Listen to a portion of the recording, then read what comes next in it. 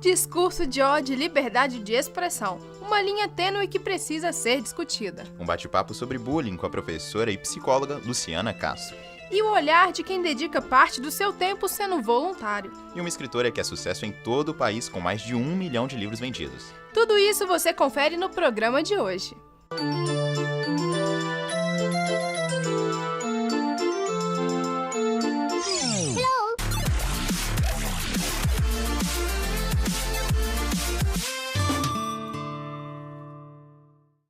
O direito à liberdade de expressão deve ser garantido pelo Estado, assim como afirmado na Declaração Universal dos Direitos Humanos de 1948. Contudo, a liberdade de expressão não é um direito garantido em detrimento do outro. E é nessa linha tênue que muitas pessoas usam da liberdade de expressão para escancarar, na verdade, o preconceito. Assim nasce o discurso de ódio, que pode incentivar ou reforçar opressões e casos de violência física. Desde que eu comecei a trabalhar com a internet, eu sofri várias vezes ataques relacionados à questão de raça, relacionados ao fato de eu ser mulher, relacionados ao fato de eu ser uma mulher negra, e isso acontece com uma frequência muito maior do que as pessoas imaginam. Algumas vezes eu reclamo, algumas vezes eu deixo pra lá, mas isso é muito comum, porque principalmente na internet as pessoas têm a sensação de que vai ficar por isso mesmo, de que é terra de ninguém e que as coisas elas vão acontecendo e vão continuar acontecendo e nunca vai acontecer nada com elas. O discurso de ódio é algo que está presente na sociedade e combatê-lo por meio de denúncias ainda é um processo difícil no Brasil. O discurso de ódio, quando ele está ofendendo alguém, é um crime. Esse seria um crime de injúria. E dependendo do caso pode ser racial, dependendo do caso pode ser simplesmente uma injúria homofóbica que ainda não tem o tratamento que a injúria racial tem, ou por aí vai. Mas ela vai ofender uma pessoa especificamente. Essa agressão a um grupo de pessoas, como a gente vê muitas vezes na televisão ou no congresso, dependendo do caso, essa ofensa ao grupo de pessoas ela acaba sendo tratada como uma incitação ao crime, que também é um crime tipificado, só que é um caso diferente. Aí é mais difícil a incitação, porque teria que ser uma incitação a um fato concreto, né, não algo geral. Muito dificilmente a polícia vai atrás, muito dificilmente, porque todos os dias nós temos enxurradas de ataques racistas. Nós temos grupos na internet com 60, 70, 80, 200 mil pessoas com o único objetivo de serem racistas. Além disso, a falta de poder aquisitivo e visibilidade da vítima podem ser um desestímulo na hora de denunciar a agressão. E aí você leva provas contra todas essas pessoas. Você precisa levar o endereço dessas pessoas. Muitas vezes a polícia vai te dizer, olha, eu não tenho condições de achar onde ele mora, você vai trazer o endereço dele para mim? Você tem condições de buscar o endereço de alguém que certamente criou um fake só para te ofender? Por isso que é complicado, por isso que é difícil. Quando você é uma Carolina Dickmann, uma Thaís Araújo da vida, você tem meios, você paga as pessoas para que elas busquem aquelas informações para você. Quando você não paga a pessoa para buscar as informações para você, você reza para a pessoa parar de te encher o saco. Por exemplo, quando vazam fotos da Carolina Dickmann, ela vai ter uma repercussão grande pela pessoa que ela é conhecida no Brasil inteiro e que acaba ajudando a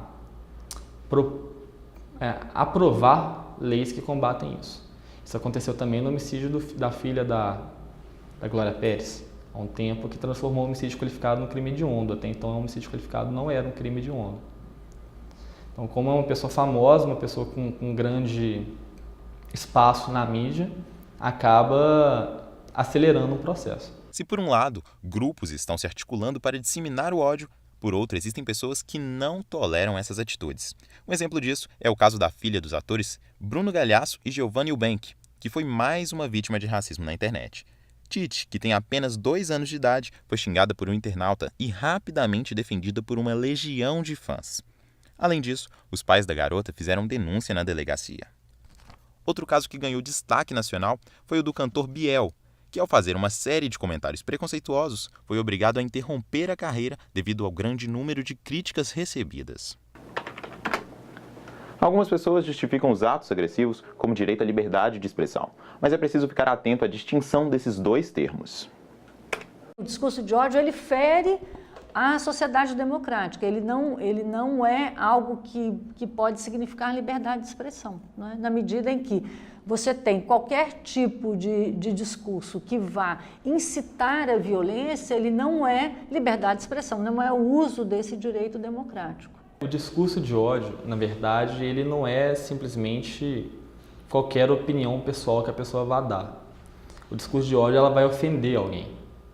Ela vai ofender ele vai ofender ou incentivar que as outras pessoas tratem com violência, com certa discriminação.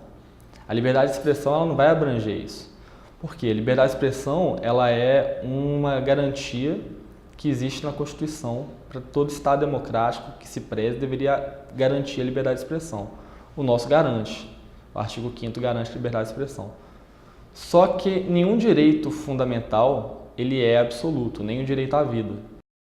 O bullying é uma das formas de violência que mais cresce no mundo, afirma a educadora Cléo Fante. E o que muitos acreditam ser uma brincadeira simples pode causar sérios problemas emocionais e até físicos. Assunto do nosso bate-papo com Luciana Castro, que é professora, psicóloga e idealizadora de um projeto contra o bullying. Seja muito bem-vinda, Luciana. É um prazer te receber aqui hoje. Igualmente. Olá, Luciana. Olá. Seja bem-vinda. Obrigada. E começando a nossa conversa, o governo federal aprovou ano passado uma lei que fortalece a capacitação de docentes e equipe pedagógica das escolas. Você considera que essa lei ela é efetiva? Eu considero a lei extremamente efetiva, uma vez que ela tem um caráter preventivo, de conscientização e não de punição. O governo quer que as pessoas que lidam diretamente com a juventude, com a adolescência, com crianças, estejam mais preparadas para lidar com essas situações de preconceito, de intimidação, de violência. Então, é preciso que a comunidade educativa comece a promover ações concretas para que o bullying seja combatido, certo? E muitas vezes a vítima de bullying, ela tem uma dificuldade em se abrir, em conversar com os Isso. pais. Elisa mais cedo até comentou uma história assim comigo. Você já passou por isso, Elisa? Quando pequena eu sempre passava aquela coisa, da gordinha, né? Então eu via muito e eu tinha muita dificuldade de compartilhar isso com os meus pais, com os meus professores, até porque senão eu ia parecer covarde, né? Então é uma situação bem complicada. Então, Luciana, como abordar a criança que está passando por essa situação? Como chegar e descobrir se isso está acontecendo? Uma criança, um adolescente que sofre bullying, o primeiro sinal seria uma tristeza aparente, sem motivo. Começa a não querer ir para a escola, não conviver com os amigos que já tinham grande contato, começa a ter notas baixas, baixos aproveitamento. Então, esse aluno, ele começa a dar sinais dessa tristeza. Em seguida, a família tem que estar muito atenta e começar um diálogo direto e que chegar ao que está causando isso. Mas é recomendado que a denúncia aconteça. Ficar calado é uma forma silenciosa de violência. E a gente falou então das características daquela criança que sofre o bullying, né? Mas quais são os motivos que levam a outra criança a cometer esse bullying? Questões emocionais, questões de carência familiar, até falta de amor pode ser uma causa do bullying. Mas uma causa assim que é mais evidente no mundo adolescente é quando os adolescentes querem pertencer a determinados grupos sociais. Então, para pertencer a um grupo, eles não medem esforços, né? Então, às vezes, eles causam constrangimentos a outros para provar uma liderança num grupo. Mas as causas, eu posso listar para você até a ausência de família, ausência de limites dentro de casa também, porque a falta de limite também causa a formação de um agressor. Às vezes, esses apelidos que são muitas vezes de brincadeira, eles devem ser cortados pela família, tão cedo eles comecem a aparecer. Né? Aproveitando isso que você disse dos apelidos, quando é que deixa de ser um apelido, uma brincadeira entre amigos e se torna realmente uma agressão? Quando ele se sente constrangido no meio social, quando ele se constrange com aquele apelido, que aquilo não passa a ser agradável, ele se sente intimidado. Ele tem vergonha de aparecer no grupo a partir de um apelido. Isso já não é bom. Isso já é um sinal de que eu estou incomodado, mas não tenho coragem de dizer. E muitas vezes eles falam, eu não ligo, mas no fundo dói. E nós podemos dizer que esse comportamento é cultural, porque a gente vive numa sociedade que é preconceituosa, seja no Brasil, seja em todo o mundo, né? E você acha que isso alimenta essa prática? Acredito que o bullying é uma questão cultural, sim. O que assim, assusta um pouco é que o jovem hoje, ele se tornou muito refém da cultura midiática, de um processo muito intenso que ele recebe de informações e ao mesmo tempo de comportamento, né? Então, a partir desse padrão de comportamento, o jovem acha que ele tem que seguir isso. Então, aquele que é diferente, aquela criança que é diferente, que não gosta tanto do futebol, igual a maioria da turma gosta, muitas vezes o adolescente exclui. Então, é uma questão cultural. A partir do momento que a escola, a sociedade, a família perceber que o diferente também é interessante, a gente vai conseguir lidar de uma melhor forma, né? Acredito que isso é um bom caminho. Sim.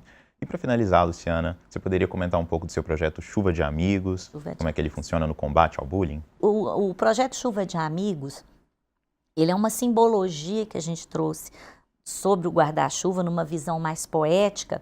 O guarda-chuva, ele aproxima, ele protege quando a gente está a dois. Então, uma acolhida, ele proporciona um fiel abraço a um amigo independente de onde esteja. Então, a gente construiu, dentro do guarda-chuva, assim, na parte de fora, nós colocamos tudo que eles gostariam, tudo que o adolescente gostaria que se transformasse a vida deles sem o bullying. Ações do dia a dia mesmo. E depois, o que seria essa inclusão?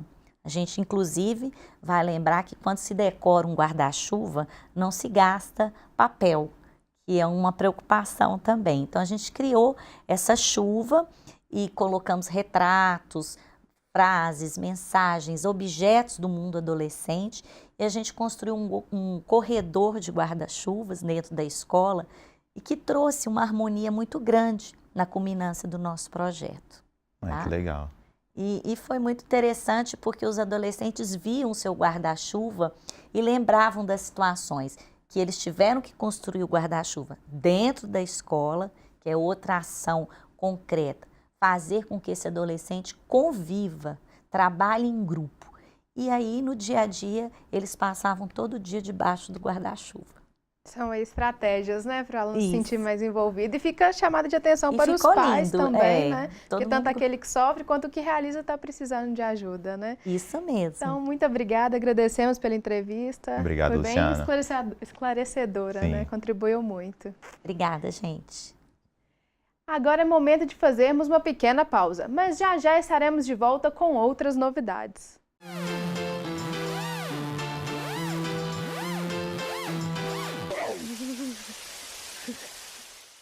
Eu sou blogueira, eu tenho uma página no Facebook, eu tenho um blog na internet, eu tenho um canal no YouTube e eu coordeno um projeto que é o Clube de Blogueiras Negras de BH, que reúne outras 12 blogueiras.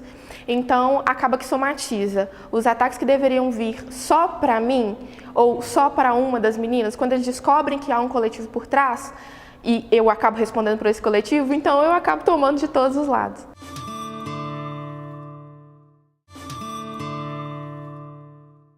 Elisa, você realiza algum tipo de trabalho voluntário? Faço trabalho voluntário desde os meus 13 anos, numa ONG, numa região carente aqui de Belo Horizonte. A gente atende e cuida de várias crianças, com oficinas e várias atividades. É muito bacana. Que legal, Elisa. E olha só, uma pesquisa da Fundação Itaú Social apontou que 60% dos brasileiros têm interesse em se tornar voluntário. No entanto, apenas 11% da população do país é adepta ao voluntariado. Número ainda baixo, não é? Pois é, Elisa. E muitos alegam que não se envolvem nessas atividades por falta de tempo ou até mesmo por falta de convite, o que coloca o Brasil abaixo da média, que é de 37% em atividades voluntárias. E bons exemplos talvez possam ajudar a reverter essa estatística. Eu tinha só R$3.000 para casar e 3 mil era pouco demais. E eu me empenhei, com 3 meses eu casei. Tudo que eu tinha conquistado eu não conseguia vender. Aí eu falei, não, vou abrir um grupo na internet e vou doar esses itens. E aí então o Madrinhas começou aí. Madrinhas. E vai além. Madrinhas do Coração. Esse é o nome de um grupo de voluntários que busca realizar o sonho de casais que não possuem condições financeiras para se casar. Por eu ter sido presenteada com tudo que eu ganhei no meu casamento, eu retribuí isso para as pessoas, para as noivas, doando. Na primeira iniciativa que eu falei, chega, eu não posso mais, essas meninas estão me ligando, elas estão mandando mensagem e eu já não aguento porque eu não consigo dormir, eu estou vivendo o sonho delas e isso está sendo muito ruim para mim porque eu não estou conseguindo ajudar, eu vou fechar o grupo. Aí começaram a aparecer pessoas para ajudar, fotógrafos me ligando, buffet me ligando, Gislene, eu quero ajudar, eu quero tirar foto, eu quero ornamentar e foi tudo espontâneo. Seja na mão de obra ou por doações, graças aos voluntários o projeto foi crescendo. Já são mais de 20 casamentos realizados e vários deles de pessoas que possuem algum tipo de doença e corriam contra o tempo. Essa noiva coincidiu do SUS ligar para ela antecipar e quando antecipou para ela, se ela fizesse a cirurgia, ela ia ter o tempo de repouso, ia demorar para poder a gente casar. Eu falei, não vamos esperar mais não, vamos antecipar mais ainda. Mas Gislene, eu não tenho nada, como é que eu vou fazer com 15 dias? Aí eu mobilizo todo mundo, saio perguntando, vou nos grupos, começo a perguntar, o que tiver em casa eu faço reciclagem. Envolvendo a questão da saúde, outro trabalho voluntário interessante é de um grupo que se reuniu para auxiliar e oferecer atividades para doentes mentais em Belo Horizonte. Você encontra bastante voluntariado em hospitais, creches, asilo, mas dentro da saúde mental não tem, né? Eu acredito assim que o medo, né, leva ao preconceito, o medo de aproximar dessa doença, sermos assim, estamos vulneráveis a essa doença. O CERSAM, Centro de Saúde Mental, em parceria com o Centro de Convivência de BH, somam forças para tratar os pacientes. Os resultados são ainda melhores, a partir de eventos realizados ou auxiliados por grupos de voluntários, que utilizam os espaços para fazerem bazar, feira de economia solidária, festa junina, de aniversário, além de outras atividades. O projeto da festa de aniversário fui chamando amigos. Então funciona assim, cada mês tem um líder que ele é responsável de providenciar a festa naquele mês. E ele forma uma rede de colaboradores para ajudá-lo nas despesas. O objetivo da festa é trazer a sociedade para dentro do serviço de saúde mental. Ações que transformam vidas, não só dos beneficiados, mas também de quem as realizam. Uma frase que a gerente aqui do Centro de Convivência comentou um dia no final de uma festa, é interessante. Ela falou assim, é tão bonito a gente ver a pessoa entrando pela primeira vez com aquela cara do que eu estou fazendo aqui? E ela sair com a cara do que bom que eu vim. A literatura é alimento da alma, já dizia o poeta. E foi assim, escrevendo livros e contando histórias para alimentar a alma de outras pessoas, que a escritora mineira Paula Pimenta conquistou milhões de jovens e adolescentes em todo o Brasil.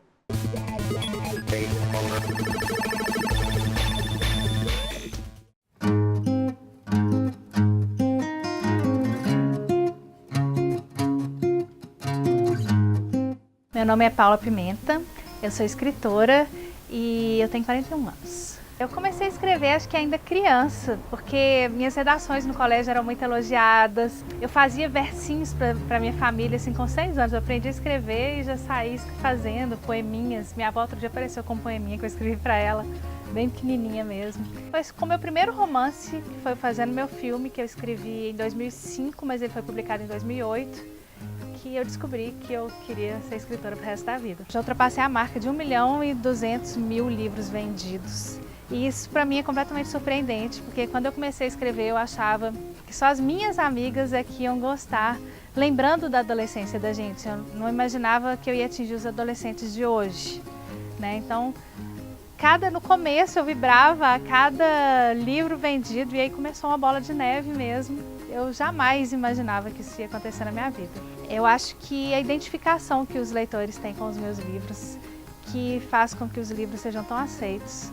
Porque é como se eles estivessem lendo as histórias de uma amiga, de um amigo, ou deles mesmos. Porque os meus personagens, eles são muito atuais. Eles se comunicam por WhatsApp, por internet, né? Eles falam de cultura pop, de coisas que a gente tem atualmente. Então eu acho que essa identificação mesmo, que é o que agrada tanto. E eu criei fazendo meu filme, pensando em coisas que eu vivi no meu próprio intercâmbio mesmo. Né? Quando eu comecei a escrever, eu estava lendo muito meus diários de adolescência, assim. Então eu vi que essa história que eu vivi na época do meu intercâmbio tinha, assim, né? Era muito interessante. Eu descobri que adolescente gosta de ler, sim, que tem essa lenda que adolescente não gosta de ler. Eu escutei isso. A primeira história que eu levei no meu livro me falou: ah, não, seu livro não vai agradar porque adolescente não gosta de ler livro grosso. Eu vi que ele estava enganado. Eu quero mostrar que ler é uma coisa prazerosa, sabe? Porque tem muita gente que cresce achando que ler é uma coisa chata, porque é obrigatório para a escola. E tem assim, todos os dias eu recebo recados nas redes sociais de pessoas falando que não gostavam de ler até lerem os meus livros, que agora leem de tudo. Que é possível se viver de literatura, sim, eu descobri isso, né? Realmente você tem que vender muito para isso acontecer. Então, graças a Deus, cada vez mais os meus livros vão reciclar, o público vai reciclando, as meninas vão crescendo, mas eu estou pegando o público, né, que está começando agora a ler, a entrar na adolescência mesmo. Então, o mercado é muito bom. Eu acho que quando a gente lê, a gente aumenta a imaginação, a criatividade, o vocabulário.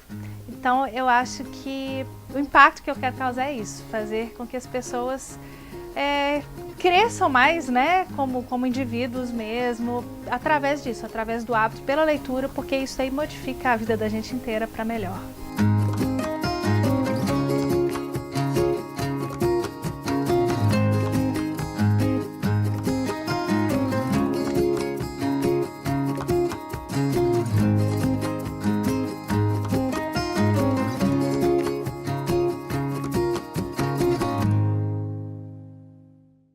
O Natal está chegando e a tradição do presépio não pode parar, o que não impede que o tradicional ganhe nova roupagem e apresente uma proposta para além do nascimento. Com um toque de muitas mãos e estruturado na sustentabilidade, um presépio na Praça da Liberdade traz a história do passado com uma forma futurista.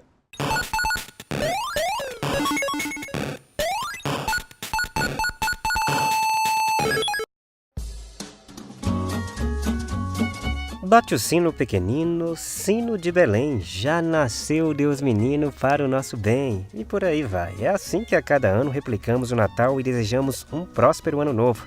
Cá entre nós, desejar é fácil. Difícil é prosperar, não é não? É por isso que aqui vale destacar uma bela ideia que soma tradição com uma preocupação bem atual.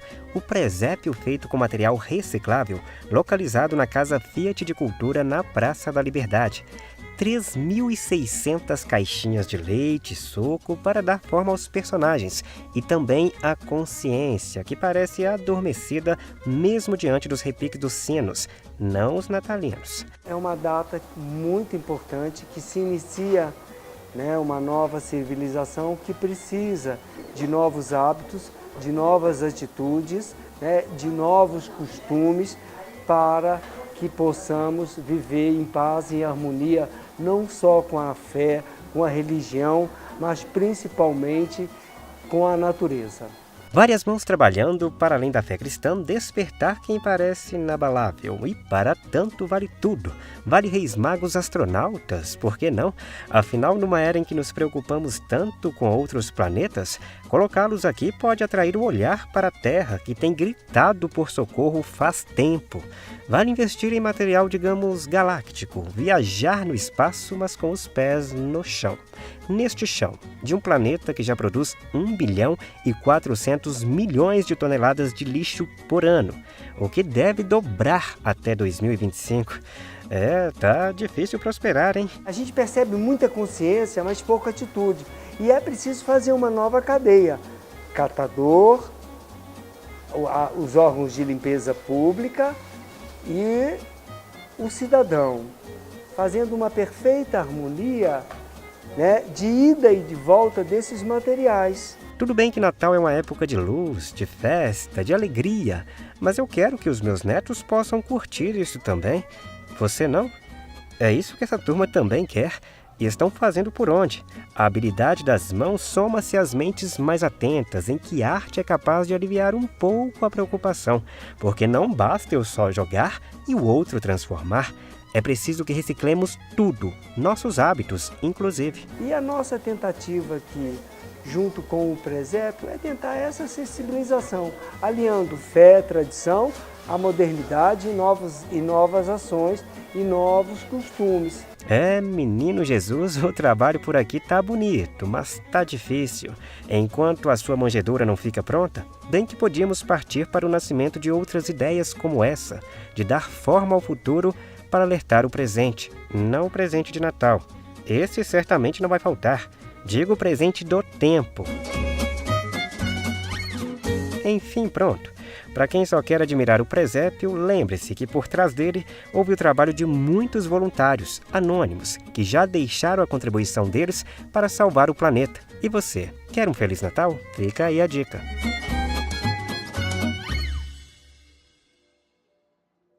Por hoje é só, mas você pode conferir esta e outras edições do nosso programa no canal do YouTube. Agradecemos a sua companhia e até a próxima!